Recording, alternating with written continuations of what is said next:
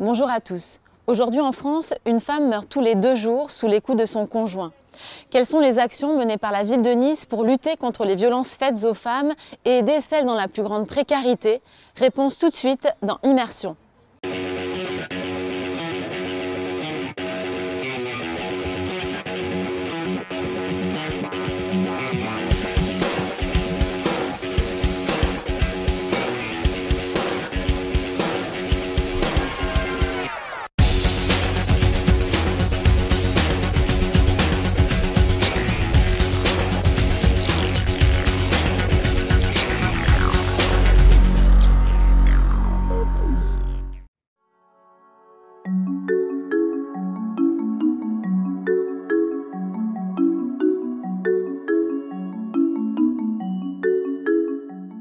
Mathilde Diouf, vous êtes adjointe au maire de Nice en charge de la délégation du droit des femmes depuis 2014. Pourquoi c'était une délégation qui était importante et qu'est-ce que vous deviez mettre en place? Elle était importante déjà pour pouvoir apporter quand même donc une véritable visibilité sur une politique volontariste en matière donc du droit des femmes victimes de violences, de ce fléau que nous combattons au quotidien. Qu'est-ce que vous avez mis en place?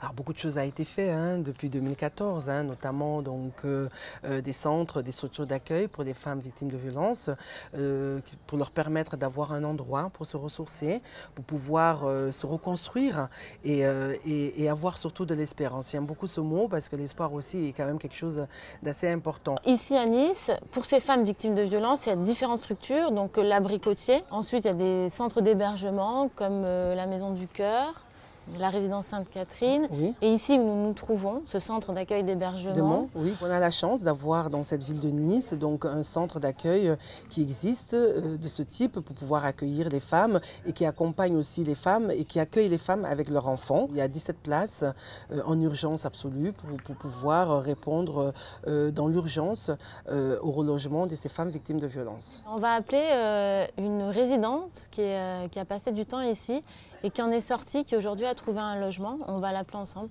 Avec plaisir.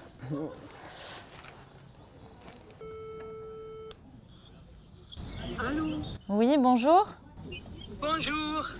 Alors on est ici, donc je suis journaliste et voici Mathilde Diouf qui est adjointe au maire de Nice en charge des violences faites aux femmes. Merci beaucoup de répondre à notre appel. Bonjour Ria. Je vous en prie. Vous avez passé combien de temps ici au centre d'accueil et d'hébergement?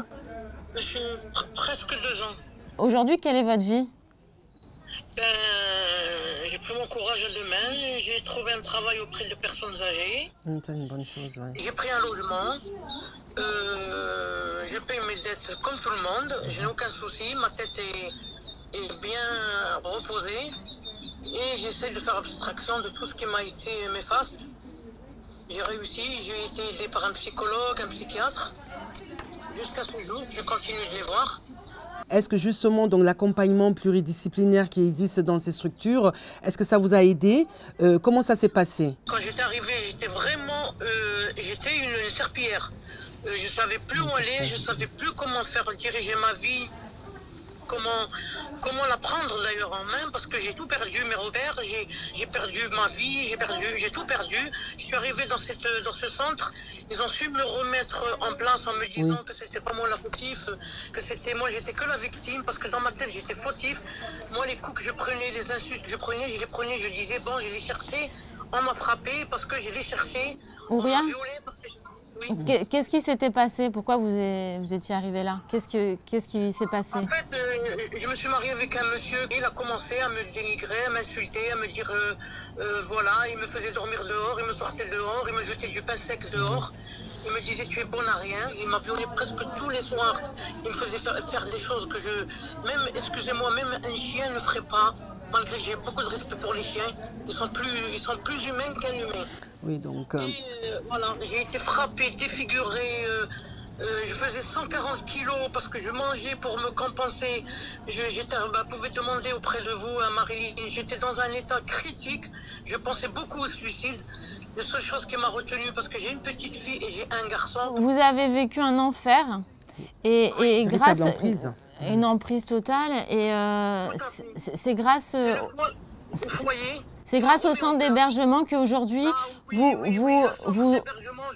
Franchement, c'est un endroit qui vous remet la tête droite, C'est le but. cerveau à l'endroit. Ils m'ont aidé, ils m'ont accompagné pour trouver un travail. J'ai travaillé comme femme, comme le métier, j'ai fait dans le bâtiment, je faisais du marteau-piqueur, je faisais de la maçonnerie, je faisais de tout pour m'en sortir. Ils m'ont aidé, Oui. c'est grâce au centre. Et- C'est un endroit comme celui-là, justement, qu'il faut mettre en avant. Tout Le à fait. personnel qui est dedans, qu'il faut mettre en avant.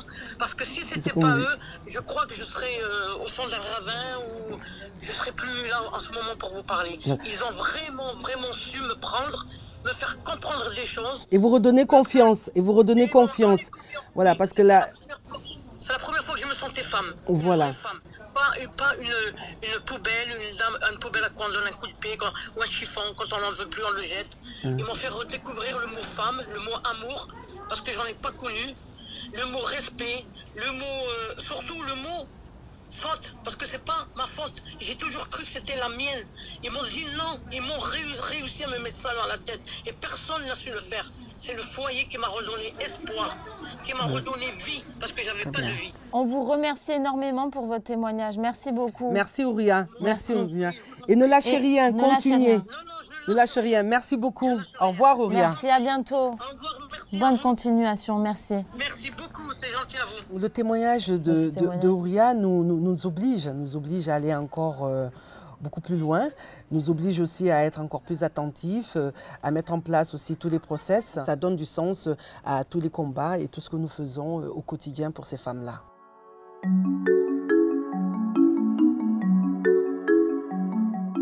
Bonjour. Bonjour, bienvenue. Merci beaucoup. Merci.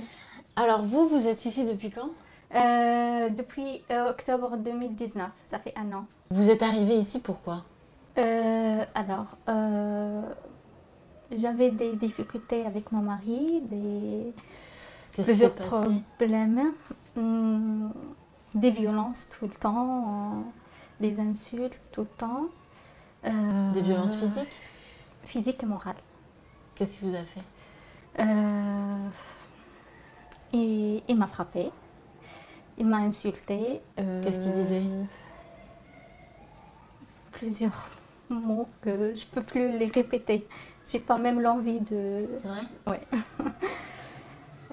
En plus, il y avait des menaces, même de mort. Pourquoi il vous faisait ça? Selon lui, je me suis mariée avec lui et j'ai pas eu des enfants, donc pour lui, j'avais pas l'envie de continuer avec lui. Pourquoi vous vouliez pas d'enfants? Non, moi j'ai passé plusieurs tests, plusieurs examens, j'ai passé avec plusieurs gynécologues, j'avais rien. Même le gynécologue il lui a demandé de faire plusieurs tests, mais lui il n'y a rien fait. Et vous essayiez d'avoir un enfant, mais vous n'y arriviez pas? Oui. Et Au bout de combien de temps?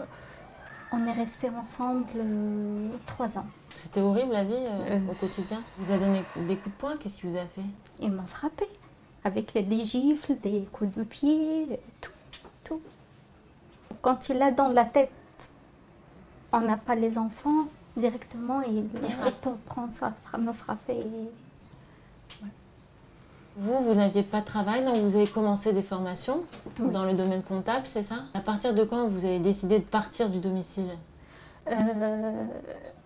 Le jour où je lui dis, je vais... Parce qu'au début, je ne voulais pas porter plainte. Le jour où je lui dis, je vais porter plainte, il m'a dit, tu vas rien me faire et la police ne va rien te faire et il ne sera pas de ton côté. Et je m'en fous. Le mot qu'il m'a encouragé de le faire, c'est il m'a dit je m'en fous de la loi française parce qu'il sait bien que la loi française, elle défend les femmes victimes. Le jour où il m'a dit ça, j'ai décidé de faire la plainte et de quitter le domicile. Vous avez peur de mourir? Oui. Parce que même les derniers jours, surtout les 10 derniers jours ou les 2 dernières semaines, je ne pouvais pas même dormir. Toute la nuit, je restais debout. Vous aviez peur? Trop peur. Cet endroit, ça vous a apporté beaucoup? Franchement, oui. Oui, surtout la sécurité. Surtout. Vous vous sentez en sécurité ici? Oui, oui. En plus, il y a beaucoup de familles ici, donc tout le temps on est ensemble, on parle tout le temps, on partage même nos problèmes, le mal et le bien. Vous aviez peur qu'ils vous retrouvent? Oui. Là, actuellement, ici où vous êtes? Normalement, non. Quand vous sortez dans la rue, vous avez peur de le croiser? Parfois, oui. Oui, Vous faites quoi aujourd'hui alors? Vous avez un travail? oui, ça va. Aujourd'hui, j'ai un travail. Là, vous êtes je en me sens- télétravail d'ailleurs. Oui, oui, Vous gagnez votre vie, ça va. mais vous n'êtes pas prête pour vivre seule dehors? Normalement, franchement, je me sens ici bien. Je me sens en sécurité, mais de sortir ici, peut-être ça me fait peur. Pour l'instant, c'est pas encore le moment. Peut-être que je veux, au fond de moi, je veux sortir, mais quand je passe, comme l'autre fois par exemple, ils m'ont proposé un logement, mais c'était un angoisse pour moi de sortir ici, d'aller dans un autre endroit. Où vous serez seule et Exactement, ouais, pas protégée, quoi. c'est ça, oui. Ça fait combien de temps que vous êtes là? Un an presque, oui, un an. Vous pensez que vous serez prête quand? Je sais pas, j'ai pas encore, je sais pas. Mais peut-être il faut le faire et après ça sera une nouvelle vie et on doit la vivre comme elle est, quoi. Vous avez l'espoir quand même. Il faut toujours avoir l'espoir, sinon on ne peut pas continuer. Il faut toujours avoir l'espoir. Espérons bien que le futur, ça sera mieux. Pour nous tous, quoi. Désolée parce que si on se rappelle ce qui est passé, c'est pas facile de... Moi, personnellement, tout le temps, j'essaie D'aller de l'avant. ouais, et d'oublier tout, mais parfois, ça remonte. arrive, oui.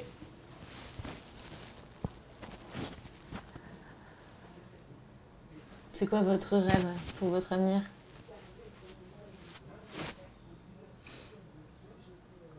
J'espère que je peux trouver une stabilité. C'est vrai, j'ai un travail, ça va, oui, et ça marche et tout, mais j'espère aussi que je peux oublier tout ça au plus vite. J'espère, ouais.